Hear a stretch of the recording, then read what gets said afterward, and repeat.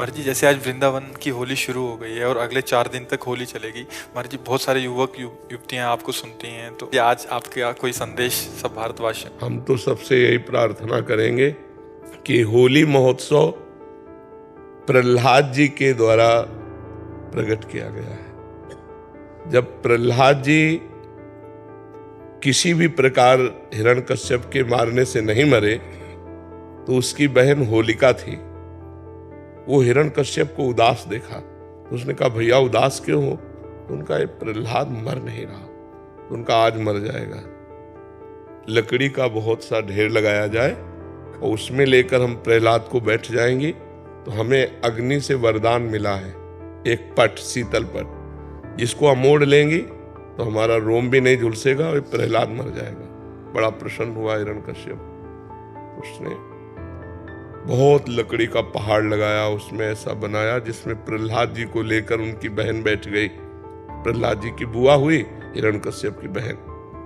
आग लगा दी गई तो भगवान की कृपा से ऐसी वायु चली कि शीतल पट प्रहलाद जी के ऊपर आ गया और वो जलकर राख हो गई।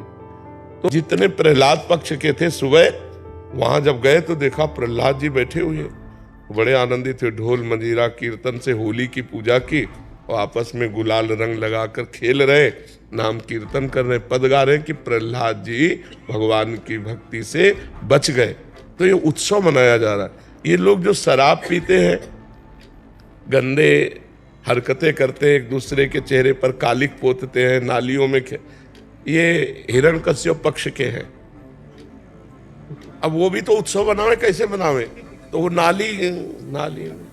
नालियों में गोबर कीचड़, उसकी हिरण्यकश्यप पक्ष की पार्टी, और एक होती साधुता की पार्टी। एक दूसरे पे गुलाल लगाए, रामकृष्ण हरि बोले और बैठकर पद गायन किए और खूब गुझियां और मिठाई भोग लगा कि ठाकुर जी को और पाए आनंद मनाए। तो हमारी समस्त देशवासियों से प्रार्थना है, कोई भी व्यसन न किया जाए।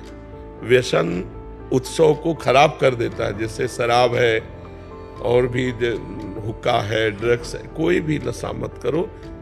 फ्रेश माइंड से भगवान का नाम जप करते हुए, पद गायन करते हुए होली का आनंद लो। नशे में होली का आनंद थोड़ी होता, नशे में तो मूढ़ता छा जाती है। मूढ़ता में आनंद कहाँ? तो कोई भी नशा इस होली उत्सव में ना किया जाए और हम आनंद पूर्वक भाईचारा बनाते हुए एक दूसरे का सम्मान करें, प्यार करें। जो हमसे दुश्मनी मानते हैं, होली के दिन हम उनके भी घर जाएं और उनके गुलाल लगावें और उनसे प्यार करें। हमारा एक भी दुश्मन विश्व में ना हो, यही सबसे बड़ी हमारी प्रार्थना है। हमारे आचरण पवित्र हो, हमारा व्यवहार पवित्र हो, हमारा चिंतन पवित्र हो तो होली सार्थक है। नहीं, कितने लोग नशा करके झगड़ा कर लेते हैं, कितने लोग अपनी हानि कर लेते हैं।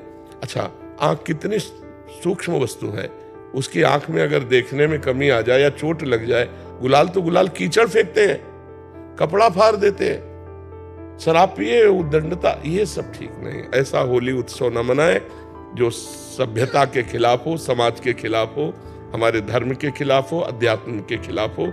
ऐसा कोई कार्य न करें। सबसे पहली बात है कि शराब न पिए। जो शराब पीते हैं होली उत्सव में स्वाहा कर दें। और दूसरी खास बात है, मांस न खाएं, क्योंकि आप भले जीव हत्या नहीं करते लेकिन आप हिस्सेदार हुए, क्योंकि आप खरीद के लाते हो और खाते हो तो आप हिंसक ही माने जाओगे। तीसरी बात, किसी माता बहन की तरफ गंदी दृष्टि मत देखो। जैसे तुम्हारी बहन ऐसे दूसरे की बहन। तो आप पवित्र ब्रह्मचर्य रहिए और जो अपनी पत्नी है उसी पे अनुराग कीजिए। ये 3 बातें छोड़ने की कोशिश कीजिए: शराब, मानुष, व्यभिचार।